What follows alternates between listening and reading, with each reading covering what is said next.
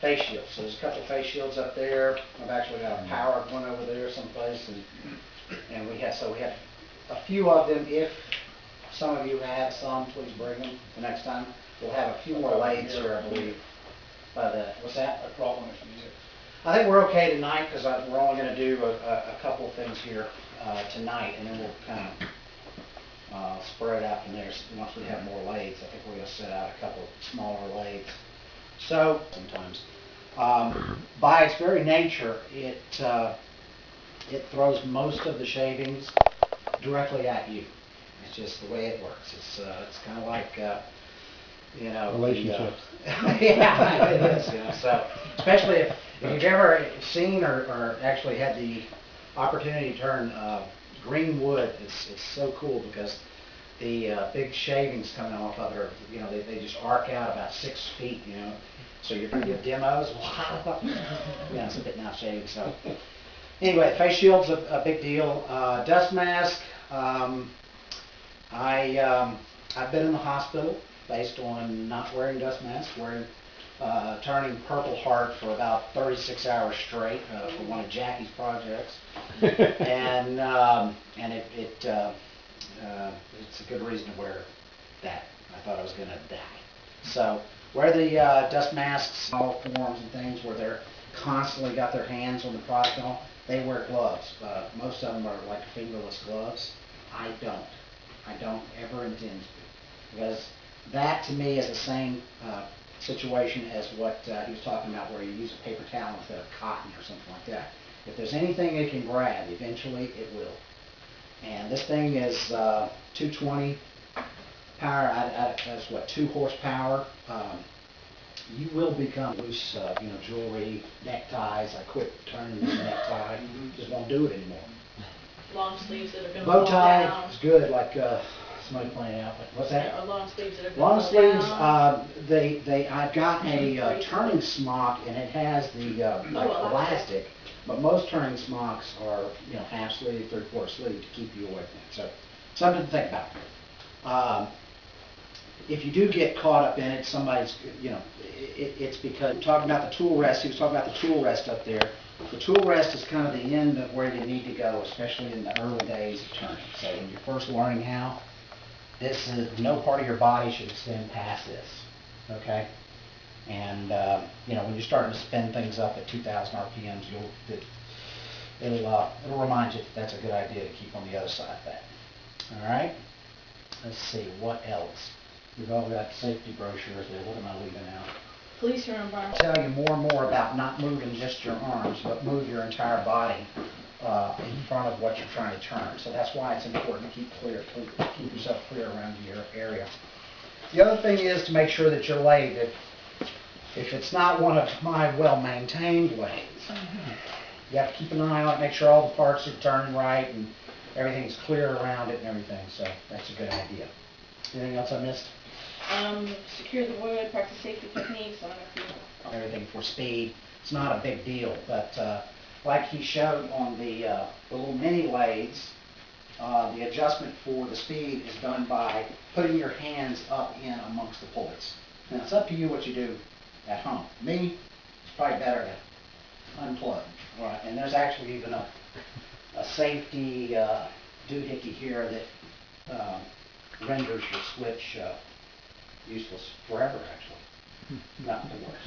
When you start turning, we have some updates on that. All right, any questions so far? All right, let's talk about the parts and pieces. I'm pretty sure this is the headstock. And what that is, this is the thing that drives the wood, okay? This one here has no purpose except to keep the wood steady on the other side. This is just a free turning. Oh, this thing, sure, sorry. No alcohol, no medications. Okay, both of those I've Not taken tired care or of. emotionally upset. Well, somebody else is going to have to come do this.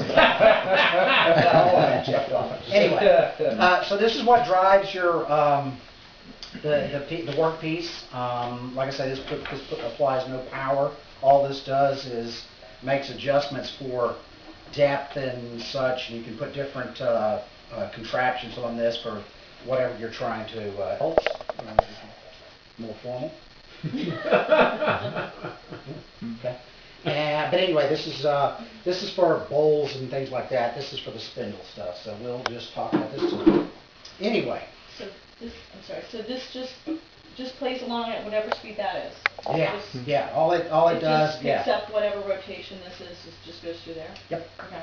Yep, that's all this mug does. You can have different, like I say, there's different attachments for this like I say, you can do there's different types of spurs. This is your basic 4 doohickey spur.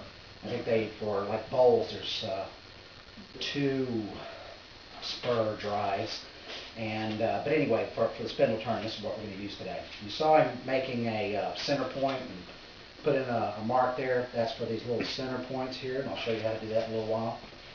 This lathe here has an automatic speed adjustment from about 50 RPMs to I think that's 1200. So we can drive it at 1200, and that's the low speed, so I can drive it all the way up to 3200 RPMs. It also has the ability to turn in reverse. So high-speed turning, what's this? High speed is typically used for spindle turning. You wouldn't want to chuck up a big rough piece of bowl blanket and banding and such. And the reason is, especially if you have a chuckle in here, if you put any serious pressure on it, you're basically just going to back it right off, back your chuck off. So don't do that. It's just for, in my opinion anyway, it's just for sanding. Okay? Now, one last thing. You'll note that this thing has this big hairy guard that we were talking about earlier that I didn't know how to use. And you'll note that it's kind of generally in this area right here. I come off this lathe. If there's a reason something gets let go, maybe you turn all the way through the bottom of a bowl. No. Not that would ever happen. Anything like that, anything that would release that piece of wood from the lathe, it is going to want to go somewhere in that arc. Okay? So when you're turning something rough, it's pretty cool to have this thing there so it just clangs off and that falls harmlessly on your feet. Or ricochets off. Yeah, but anyway, the key to, the reason I'm supposed to line yourself directly behind it where the kickback can end up in your stomach and bruise you, right here, like it did. No, it's the same concept. Stay clear of that if you can, and while you're, especially if you're trying something that's a little bit out of balance, be very aware of that. Not all lathes have this nice arc of death protector. So it's just something that as you learn, nice and tight. We won't do anything that crazy tonight. We'll just do a little spindle turn, and if something falls off, it'll probably just hit the person across the room, not you. Unfortunately. Right? I mean, so we're good there. All right, now, so I've talked about these 2 pieces and the importance of them. This one's really important. This one's not as, but it's pretty important. This, we talked, the fellow there was talking about how you get this all nice and close and all that kind of stuff. And most of it's the wood that you ground it on this, okay? And it's very important. And the reason is, this thing's spinning this way, right? So if it's spinning this way and it hits here, what's it going to do if it's not on there? It's going to hit there, right? Anyway, it's going to hit there. So the best thing is to have it nice, securely. You'll note that, if you can or can't see this, that this area on this thing is on a wood lathe. Introduce that turning tool without it being touching this thing here. So it's kind of like a marriage, you should always have support. Really? Okay. You say so. I heard that one. Yeah. Yes. So that's that's what you got to do. The other thing about this is that as you're turning, what you want to do is have it as close to whatever you're turning